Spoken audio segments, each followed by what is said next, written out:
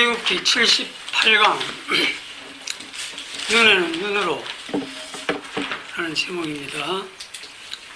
본문은 21장 22절부터 37절까지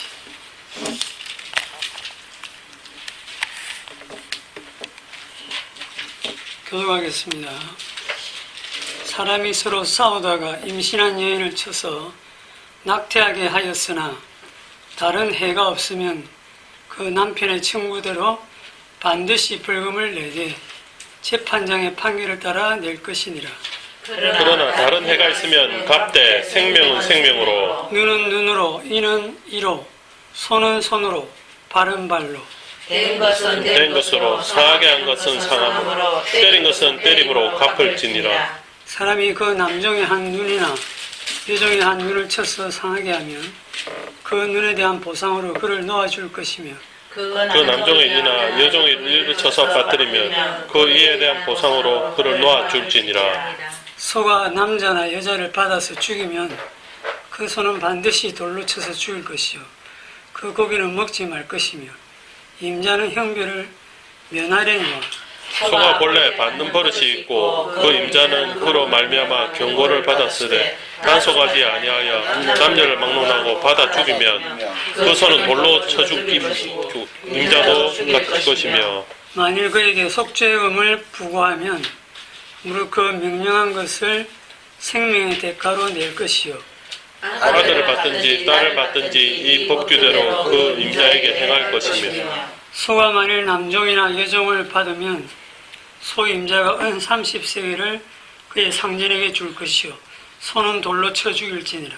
사람이 구덩이를 열어두거나 구덩이를 파고 덮지 아니하였으면 소나 나귀가 거기에 빠지면 그 구덩이 주인이 잘 보상하여 짐승의 임자에게 돈을 줄 것이요 죽은 것은 그가 차지할 것이니라. 이 사람의 소가 저 사람의 소를 받아 죽이면 살아있는 소를 팔아 그 반을 반으로 나누고 또한 죽은 것도 반으로 나누려니와 다 같이 그 소가 본래 받는 버릇이 있는 줄을 알고도 그 임자가 단속하지 아니하였으면 그는 소를 갚을 것이요 죽은 것은 그가 차지할 것임이니라.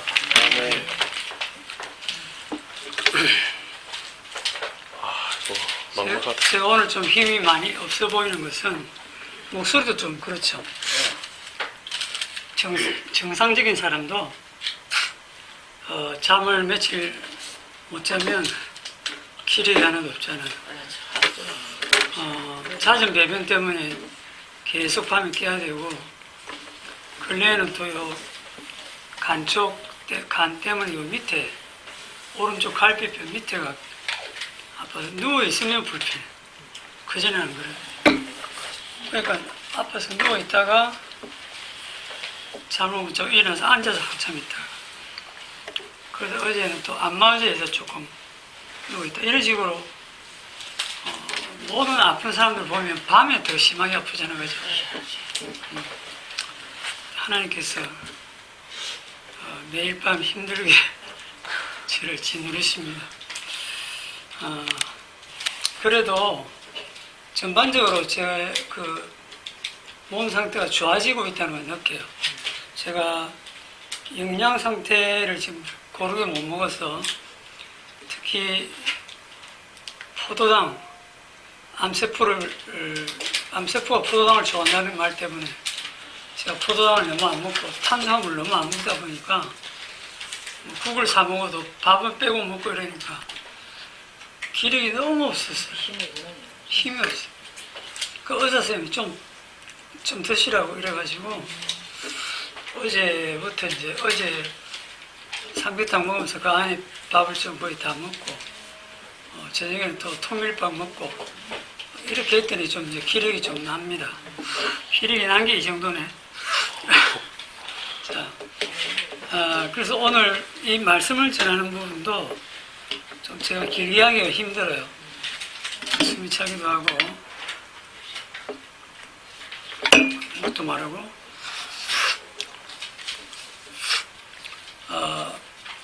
이승희 주사님 원래 길게 안 한다 이렇게 하는 말도 들었고 최대한 핵심적인 부분을 짧게 하겠습니다. 오늘 이 법을 읽어보면 이 법을 지금 누가 주시고 있냐면 하나님이 주시고 계시죠. 이게 참 좀 이상한 거예요. 사람들이 이렇게 모여 살다 보면 이해관계가 얽혀가지고 다툼이 생기고 그러다 보면 여러 가지 사건 사고가 생기고 하면 그거를 이렇게 잘 조정해가지고 이제 원만하게 해결되도록 그렇게 해주면 되는데 그거를 하나님이 간섭해서 이래라 저래라 지금 아주 세세한 것까지 속아 사람 들이받는 것까지 뭐 구덩이에 빠지는 것까지 다 설명하고 계시거든요. 사실 정말 그게 그런 목적이라면 우리 사람들이 모여 살 때 인간 사회에서 어떤 법 질서와 원만한 인간관계를 유지하기 위해서 사회를 유지하기 위해서 필요한 법이라고 한다면 굳이 하나님 이렇게 하실 필요가 없이 모세야 너 70인 장로 데려와서 회의해라. 회의해가지고 너희 살다 보면 생길 수 있는 많은 일들을 고민해서 어떤 사건 사고가 생기면 어떻게 해결을 하자라고 이렇게 법을 만들어봐라. 너희들이 머리를 짜내서 그렇게 한다면 그 사람들 그 70명 장로들이 모여가지고 법을 짜낸다 할 때 어떻게 생각하세요? 이 정도 수준의 법이 나올까요? 안 나올까요? 충분히 나오죠. 사실 우리가 이 하나님의 말씀이라고 읽어도 정말 법이 너무 탁월하다 이런 느낌은 안 들거든요. 그렇지 않습니까? 지극히 상식적인데요. 네, 그냥 상식적인 법이고 뭐 어느 나라든지 오늘 같으면 민주주의 국가 같으면 오히려 더 법이 세련돼 가지고 살기가 더 좋도록 인간 위주로 이렇게 법을 만들 텐데 이 하나님의 법이라고 하는 걸 읽어보면 전혀 인간 중심이 아닙니다. 인간을 위한 법이 아니에요. 그리고 또 인간 수준의 법도 아닙니다. 우리가 볼 때는 그냥 인간들이 만든 법이나 하나님이 만든 법이나 그게 그거네 이렇게 생각이 쉽지만 잘 따지고 들어가면 절대로 지킬 수 없는 그런 인간 수준의 법이 아니다라는 거. 그 다음에 또 이것은 이방인들에게 주는 법도 아닙니다. 누구에게 주는 법이냐면 이스라엘이라고 하는 특별한 하나님의 백성에게만 주는 법이에요, 이게. 그런데 오늘날 이방 사회에 예수 믿지 않는 사람들도 눈에는 눈으로, 이는 이로, 이거 다 알죠. 모르는 사람이 없어요. 그걸 자기들이 막 적용을 하고 그렇게 하는데 이 법이 그렇게 이방인들을 위해 준 법이 아닙니다. 자, 그래서 과연 이 이스라엘에게 주는 이 법을 통해서 하나님이 무슨 말씀을 하고 계신가 하는 것을 찾아봐야 되겠습니다. 22절 본문으로 들어갈게요.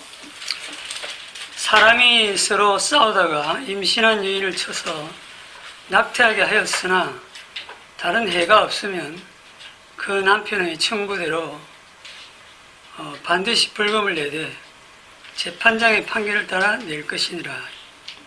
사람이 이렇게 서로 막 싸우다 보니까 어떻게 된 게 옆에 임신한 부인이 말렸는지 같이 달라져서 같이 싸우는지 모르겠지만 어떻게 막 밀고 치고 하다 보니까 그 여인이 넘어져가지고 낙태를 했단 말이에요. 싸우는 것보다 이제 낙태를 해나오니까 큰 문제가 생겼죠. 그러면 이런 경우에 어떻게 배상을 해야 되느냐? 여기 보니까 남편이 청구하는 대로 벌금을 내라 이렇게 되어 있습니다. 여러분이 남편의 입장이면 벌금을 어느 정도 청구하시겠습니까? 벌금 필요 없고 때려 죽일 것 같은데. 그래서 우리 집사님이 우리들의 마음을 잘 표현하고 있는데 이런 인간들을 위해 주신 법이에요. 그냥 벌금 내라 이렇게 돼 있습니다. 그러면 마음은 때려 죽이고 싶은데 벌금으로 대신하라 그러면 방법은 상대가 어느 정도 사는지 사정 봐주가면서 벌금 때리겠습니까? 이번 기회에 너 완전 망해봐라 하고 그 사람이 갚기도 힘들 정도의 벌금을 때리겠죠. 10억, 20억 그렇게 때릴 거 아닙니까? 우리가 당사자는 그렇게 될 거예요. 뭐 임신한 아이가 낙태한 것뿐 아니라 예를 들어 우리 아이를 다치겠다. 그럼 때려 죽이고 싶지만 그 다친 거 치료하는 그 이상으로 우리는 어떤 그 형사 합의금이라든지 벌금을 청구할 거예요. 이거는 우리 사람들 누구에게나 다 이런 보복심이 있고 손해보지 않고 오히려 이 일을 통해서 나한테 조금이라도 더 이익을 챙기려고 하는 그런 마음이 있습니다. 그런데 끝에 딱 세속에 뭐가 붙어 있냐면 재판장의 판결을 따라 낼 것이다. 10억 이렇게 했는데 재판장이 됐다 1,000만 원. 그럼 1,000만 원으로 끝내야 돼요. 그러니까 재판장이라는 존재가 그 인간의 보복심에 딱 걸리는 겁니다. 이게 하나님이 주신 법에 담긴 의미인데 재판장이 따로 있다는 거예요. 아무리 내가 저 사람한테 많은 벌금을 뜯어내고 싶어도 재판장이 딱 생각해보고 이 정도면 얼마면 된다 하고 딱 판결 내리면 그 이상은 보복할 수 없도록 그렇게 되어 있습니다. 그래서 원래 이 하나님의 법은 이 보복을 못하게 하는 게 법인데 이 구약에서는 보복을 하더라도 딱 그게 상응하는 정도. 그래서 그 다음에 나오는 것이 그러나 다른 해가 있으면 갚되 낙태한 거 말고 예를 들어서 뭐 사람이 죽었다 여자가 넘어졌는데 죽었다든지 생명은 생명으로 또 눈을 한쪽을 다쳐가지고 못 본다든지 눈은 눈으로 이는 이로 손은 손으로 발은 발로 된 것은 된 것으로 상한 것은 상함으로 때린 것은 때림으로 갚을지니라. 이 법대로 하면 그 임신한 자기 와이프가 낙태를 했으니까 야, 네 와이프 데리고 와라. 네 와이프 데리고 와라. 나도 네 아이를 낙태시키겠다. 인간인데 이러면 빨리 결혼해서 애 배라. 부인은 있는데 아직 임신을 못했다. 빨리 애 만들어 와라. 뭐 그래야 됩니까? 이런 경우가 있기 때문에 그 벌금으로서 대신하도록 했고 그렇지 않은 경우에 눈을 다치게 했으면 한쪽 눈을 다치게 했으면 저쪽도 한쪽 눈을 그대로 다치게 하는 거예요. 좀 어려운데. 그치? 이를 부풀리게 했으면 우리 생각 같으면 이 하나 부풀리면 저놈 이는 다 부숴버리고 싶어요. 아니 우리 애가 어디 가서 맞고 왔다. 때린 애는 반 죽여버리고 싶을 거예요. 벌금 필요 없어요. 네, 벌금으로는 성이 안 차. 그러니까 보복을 하고 싶거든요. 근데 그걸 지금 이게 막는 겁니다. 그 보복을 하긴 하되 당한 대로만 똑같이 대갚아 주라 하는 것입니다. 이것을 동해 같은 해 보복법 뭐 이렇게 신학에서 이렇게도 얘기하는데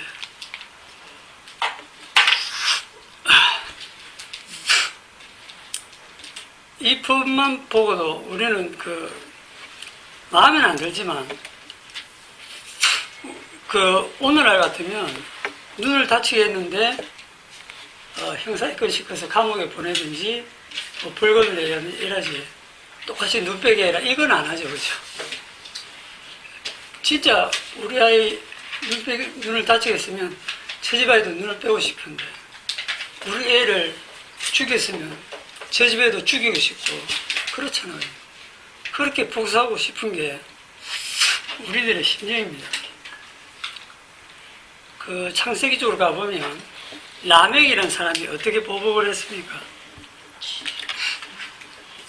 라멕이 노래를 하는데 라멕의 아내들여 들으라, 아다와 신라여 들으라 이러면서 내가 창상을 인하여 작은 상처를 애가 어떻게 장난치고 놀다가 이 아저씨 팔에 이렇게 상처를 냈나 보네.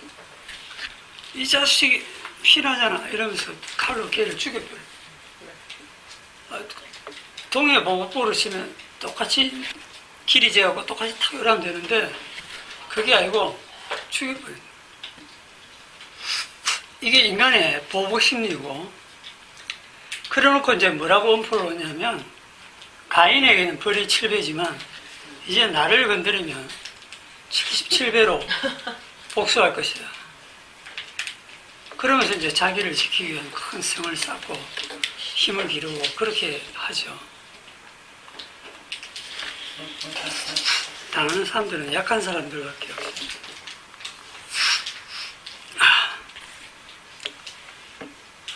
그래서 사람들이 이 본문을 해석할 때 하나님이 이 동해 보복부를 세우신 것은 사람의 지나친 보복심을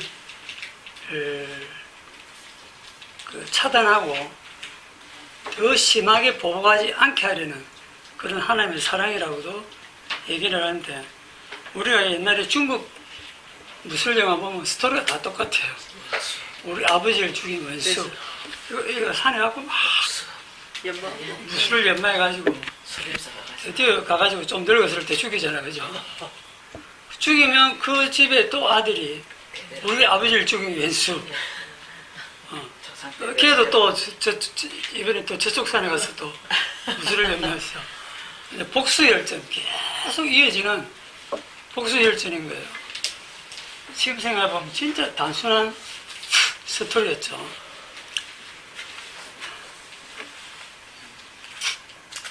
자, 그런데 이렇게 과연 이 법이 딱 그 해를 입은 그대로 그대로 뭐 딱 보복하라 그런 뜻인가? 이 율법의 원래의 뜻은 그렇지 않다라는 거예요. 마태복음 5장으로 가봅시다.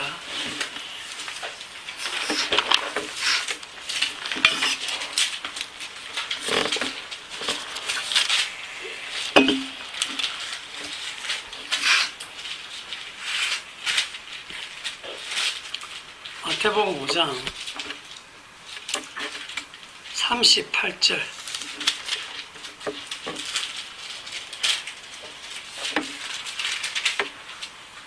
38절에서 44절까지 여러분들이 읽으시고 45절에서 48절까지 제가 읽겠습니다.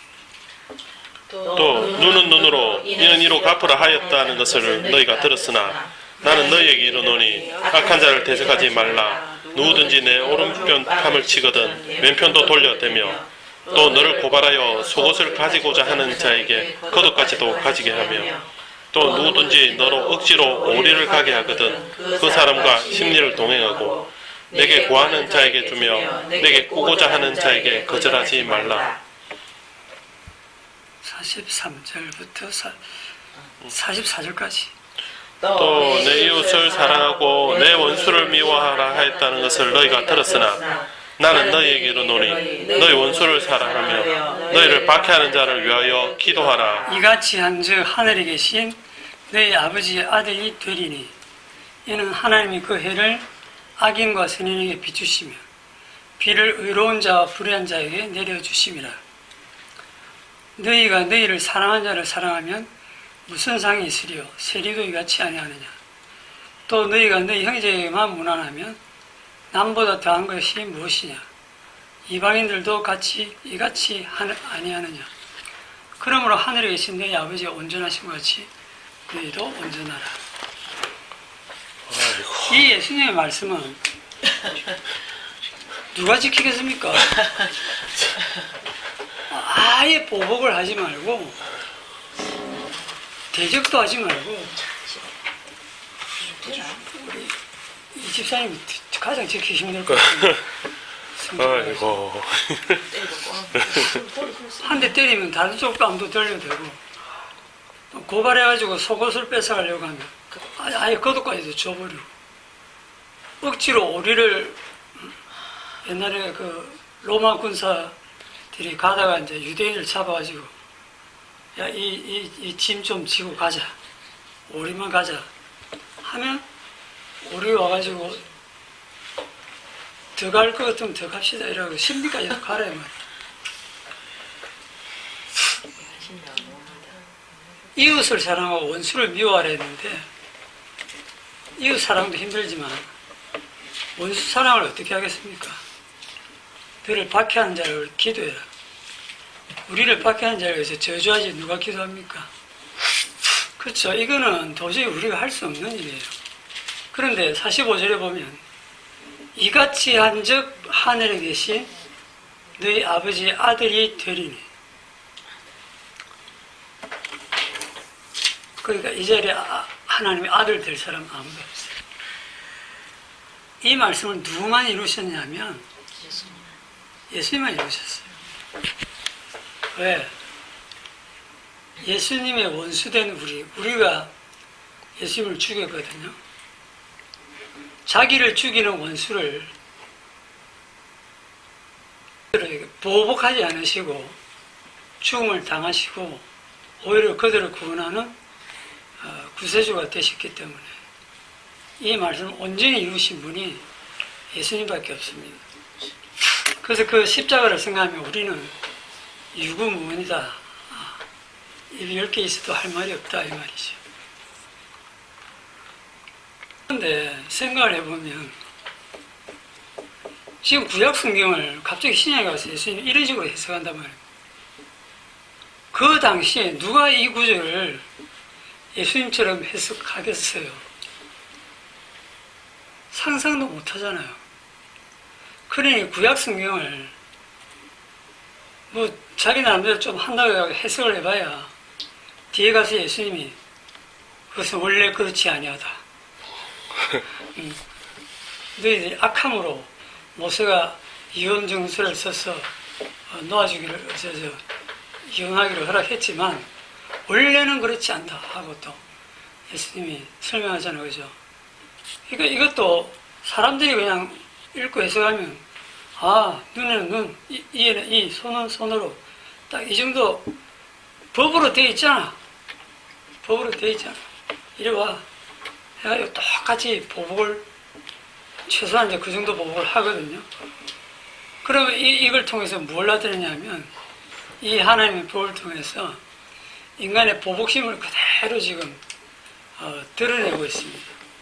인간들이 하나님의 말씀까지 이용해서 그 보복을 정당화하고 있습니다.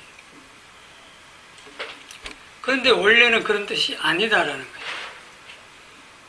그러니까 이 말씀이 하는 의도는 처음부터 그래서 쓰면 아예 사람들은 접근도 못할 거고 딱 이 법을 이렇게 써놓으니까 이 법대로만 하면 된다라고 생각을 하지만 그거는 인간 속에 원래 보복심이 있기 때문에 그 보복심을 드러내기 위해서 말씀을 주셨다. 죄를 드러내기 위해서 주셨다. 이렇게 보시면 되겠습니다. 다시 우리 본문 18절 지난주에 했던 거 18절 한번 보면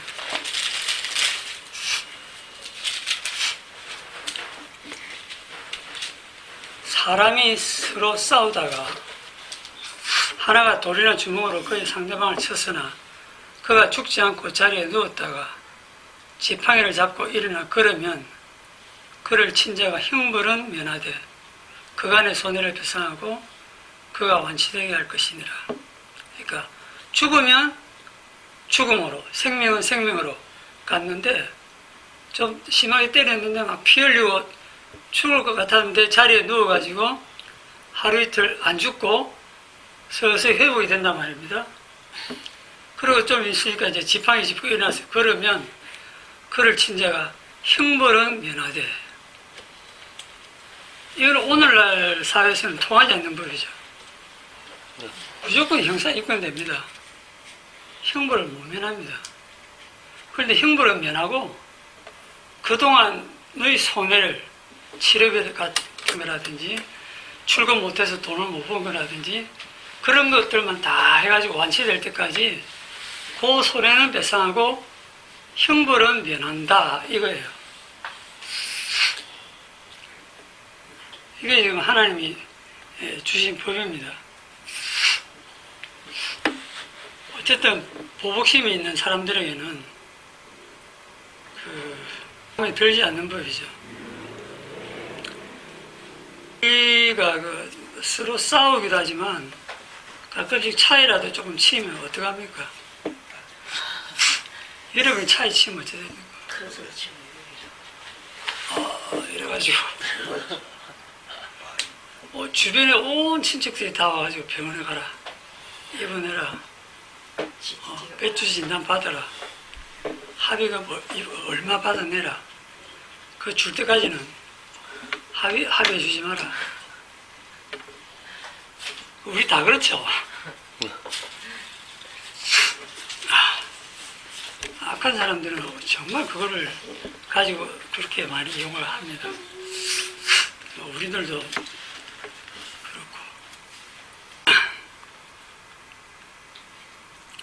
이 법에 담겨있는 취지가 서로 싸웠기 때문에 서로 싸우다 보면 결과가 어느 한쪽이 좀 더 맞아서 먼저 쓰러져서 피해자가 되고 상대는 가해자가 되고 또 그게 그 반대로 또 가해자와 피해자가 바뀔 수도 있기 때문에 맞았다는 이유만으로 가해자에게 복수할 권리가 주어지는 건 아니다. 그런 뜻이 될 수 있습니다.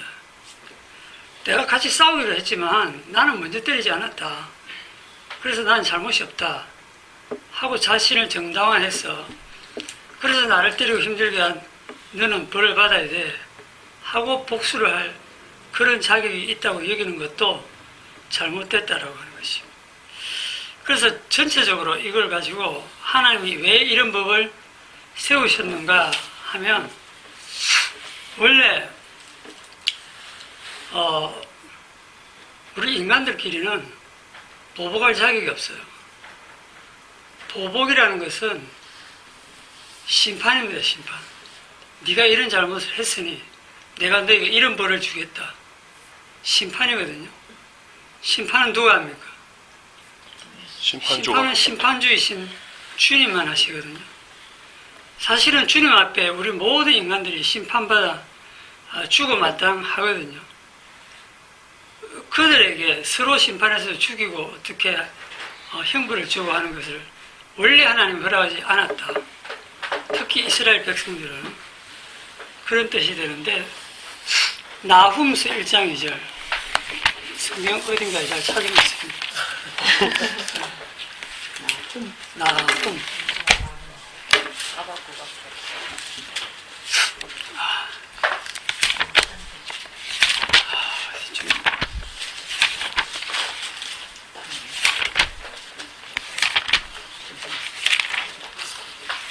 선선전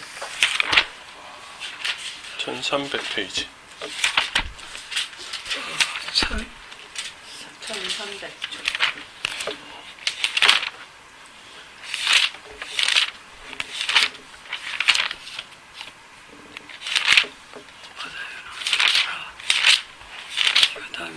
나훔. 나훔서 1장 2절을 같이 읽어봅시다. 시작. 여호와는 질투하시며 보복하시는 하나님이시니라. 여호와는 보복하시며 진노하시되 자기를 거스르는 자에게 여호와는 보복하시며 자기를 대적하는 자에게 진노를 품으시며.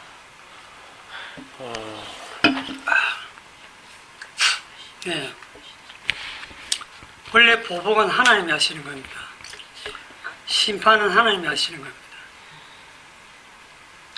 그래서 여호와께서는 자기를 거스르는 자에게 진노하시고 보복하십니다. 그렇다고 하면 출애굽에 나올 때 하나님께 계속 거스르고 그 광야에서 계속 거역하고 거스르는 사람들이 이스라엘이잖아요. 그렇게 보면 이스라엘은 하나님의 진노와 보복을 받아서 광야에서 멸망해야 맞아요.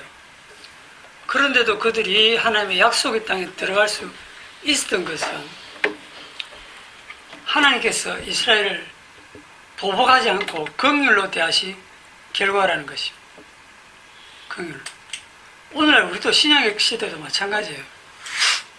우리가 뭐 말씀을 잘 순종하고 하나님의 뜻에 따라 잘 살았기 때문에 우리를 천국으로 인도하시는 것이 아니라 하나님의 언약 때문에, 그리고 그 하나님의 언약 속에 담겨있는 주님의 십자가의 그 긍휼로 인해서 그 보복을, 우리가 받아야 할 그 보복, 그 심판을 누가 받았어요?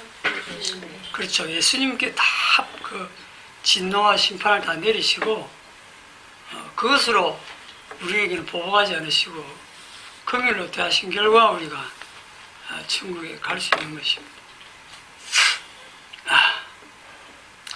그래서 오늘 본문에 그 눈은 눈으로 이는 이로 하는 이런 법을 주신 이유를 이제 종합적으로 정리하면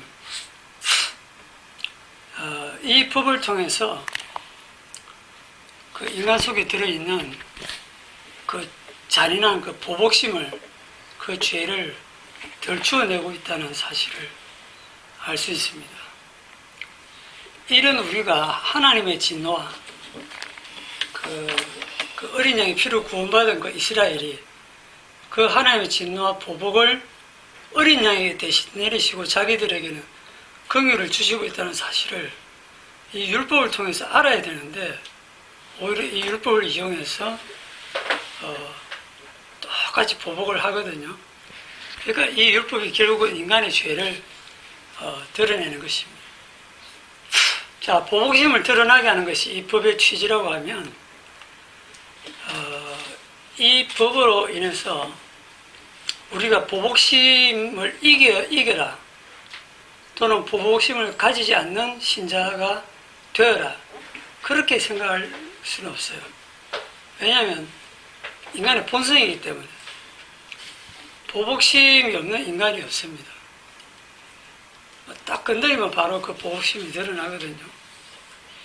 오직 예수님만이 자신을 십자가에 못 박아 죽이는 원수들을 보복의 대상으로 보지 않으셨을 뿐입니다. 우리가 믿는다고 하지만 우리는 사실 하나님 앞에 보복의 대상, 심판의 대상일 뿐입니다.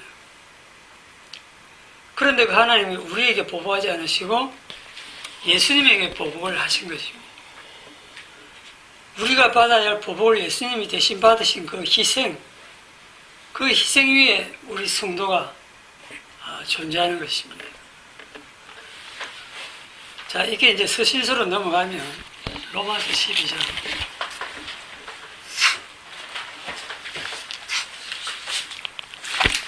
로마서 12장 14절.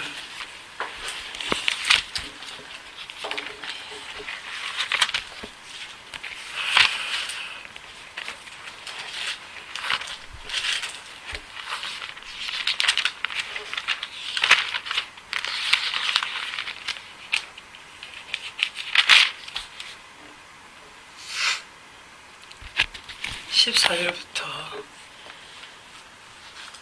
21절까지 같이 읽으시죠. 너희를 박해하는 자를 축복하라. 축복을 저주하지 말라. 즐거워하는 자들과 함께 즐거워하고 우는 자들과 함께 울라. 서로 마음을 같이 하며 높은 데 마음을 두지 말고 돌이 낮은 데 처하며 스스로 지혜 있는 채 하지 말라. 아무에게도 악을 악으로 갚지 말고 모든 사람 앞에서 선을 도모하라. 할 수 있거든 너희로서는 모든 사람과 더불어 화목하라. 내 사랑하는 자들아 너희가 친히 원수를 갚지 말고 하나님의 진노하심에 맡기라. 기록되었을 때 원수 갚는 것이 내게 있으니 내가 갚으리라고 주께서 말씀하시니라. 내 원수가 줄이거든 먹이고 목마르거든 마시게 하라. 그리함으로 내가 숯불을 그 머리에 쌓아 놓으리라.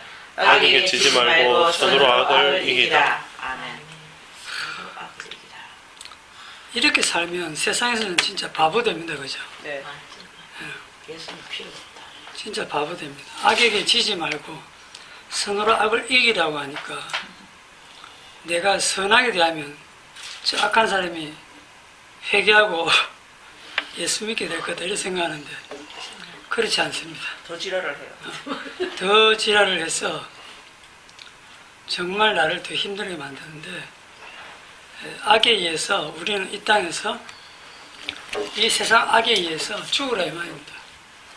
이 세상 악에 의해서 하나님의 아들이 십자가에 죽으신 것처럼 십자가를 따르는 우리 성도들 역시 이 세상의 박해 속에서 그들과 대적하여 싸우지 말고 이 세상을 떠나라는 얘기죠. 너희를 박해하는 자를 축복하라. 축복하고 저주하지 말라. 여러분 힘들게 하는 사람을 축복하기 힘들죠. 말이 되냐고. 그냥 우리 마음속으로라도 귀신이 저런 놈 빨리 안 잡으면 뭐하냐. 내 손에 피 묻히기 힘들고 어디 가다 좀 차에 치여서 죽든지 이렇게 저주가 나오지. 즐거워하는 자들과 함께 즐거워하고 우는 자들과 함께 울라. 즐거워하는 자들과 함께 즐거워하기도 쉽지 않습니다. 배가 아프죠. 배가 아프고 내 형편이 힘들고 내 자존심이 상하고 꼭죠. 내 몸이 아프면 나는 이렇게 힘든데 나 빼고 막 저렇게 웃고 즐거워하는 사람들을 보면 죄송합니다. 총 들고 이러고 싶거든.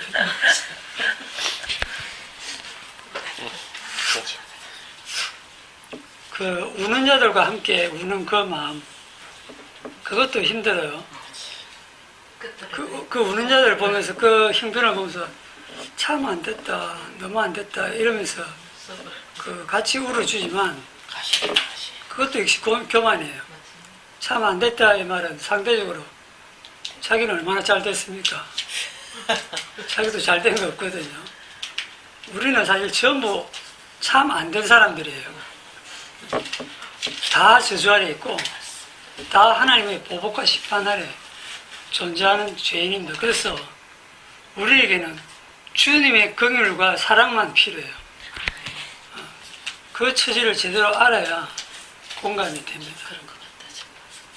서로 마음을 같이 하여 높은 데 마음을 두지 말고 우리의 낮은 데 처하며.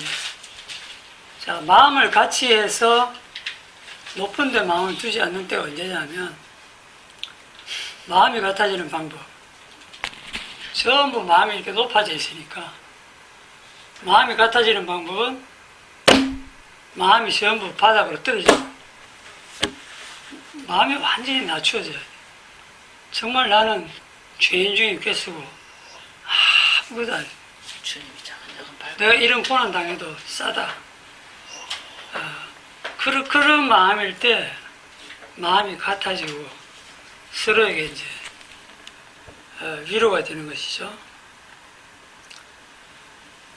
사랑하는 자들아 너희가 친히 원수를 갚지 말고 하나님의 진노하심을 맡기라. 원수 갚는 것이 내게 있으니 내가 갚으리라. 주께서 말씀하시니라. 언제 갚으시는데요 주님? 좀 기다리세요. 제가 먼저 갚을게요. 두고 보자. 내가 당한 만큼 갚아줬다.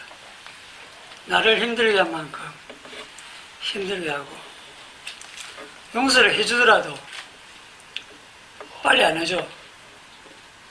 용서를 해주더라도 한참 힘들게 해놓고 좀 안 됐네 싶으면 그때 이제 용서를 해주거든. 우리가 살다 보면 그렇습니다. 우리가 현대를 살다 보면 사실 이렇게 주먹 다짐을 싸우기보다는 알게 모르게 말 가지고 상대를 힘들게 할 때가 많죠. 그 고의든 실수든 말에 의해서 상대가 상처를 받을 때가 있습니다. 근데 그것조차도 이제 용서가 안 되고 마음에 담아두고 나름대로 소심한 복수를 합니다. 그 엄마가 말 가지고 자녀를 막 힘들게 하면 자녀가 엄마한테 함부로 대들지는 못하는데 여러 가지 방법으로 소심한 복수를 하죠. 공부를 아예 안 해버린다든지 밥 안 먹어. 해야 할 일도 안 하고 내가 밥 안 먹으니까 엄마가 힘들하다. 나 밥 안 먹어. 이렇게 하면 이제 엄마가 힘들어한다는 걸 알고 그게 하나의 복수하는 방법이에요. 그거는 어릴 때나 우리나 똑같습니다. 구약의 율법 속에 나오는 모든 약자들, 과부와 나그네와 종들이 당하는 그 모든 고통들, 그런 고아와 과부, 나그네와 종들을 만들어내신 분이 하나님이신데 왜 만들어내시냐면 약자들을 이 세상에 어떻게 핍박하느냐를 보여주시는 것이고 약자라는 이유만으로 고난을 당하는데 가장 약한 자로 오신 예수님을 보면 알 수 있죠. 그래서 예수님은 약자의 편이다. 그렇게 얘기를 하기도 합니다.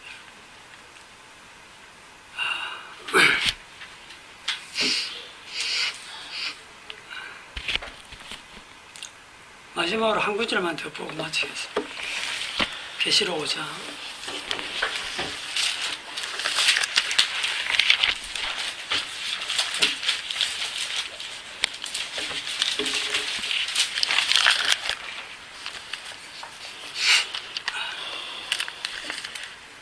11절에서 14절.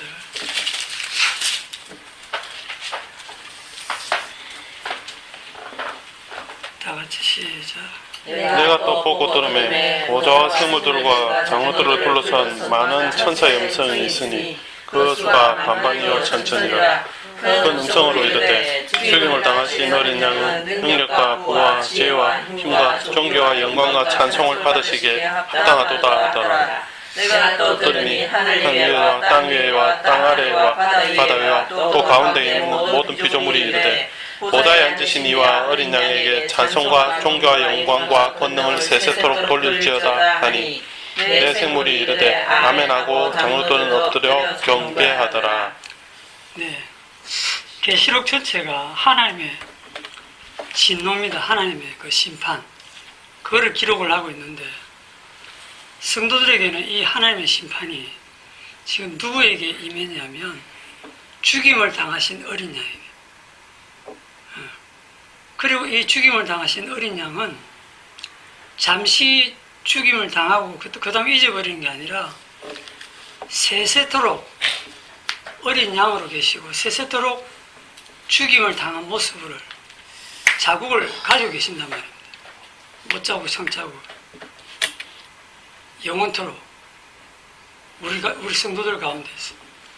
그래서 주님이 당하신 그 하나님의 심판과 보복, 또 우리가 받아야 할 저주를 다 받으신 그 모습 속에서 우리가 그 안에 살고 있는 성도들은 너희들끼리 보복할 자격이 없다라는 거죠. 그게 구약의 율법의 의미고 이제 이 계시록으로 오면 이게 우리에게 영원한 현실이 됩니다. 그래서 하나님이 현재 여러분의 삶 속에서 하시는 일로 내가 사는 게 힘들다, 몸이 아프다, 일이 너무 안 풀린다, 뭐 이런 일로 인해서 전혀 억울하다고 할 수가 없어요. 가장 억울하신 분이 누구냐면 가장 억울하신 분이 전혀 그럴 필요 없이 억울하신 분이 예수님이에요. 그 모든 억울함을 다 당하신 분, 그분으로 인해서 우리 성도들이 그 예수님의 공로 위에서 살아가는 겁니다. 그렇게 해서 우리는 영원토록 이 세상뿐 아니라 저 세상에 가서도 우리가 찬양하고 잊지 말아야 할 것은 예수님의 희생과 공로밖에 없다라고 하는 그 사실을 잊지 마시기 바랍니다. 아멘. 기도합시다.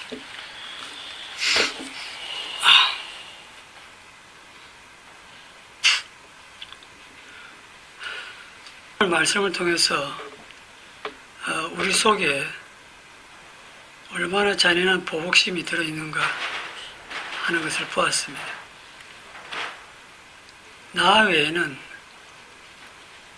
때로는 나 외에는 다 죽이고 싶은, 나만 살아남고 싶어하는 그러한 본성들도 있습니다.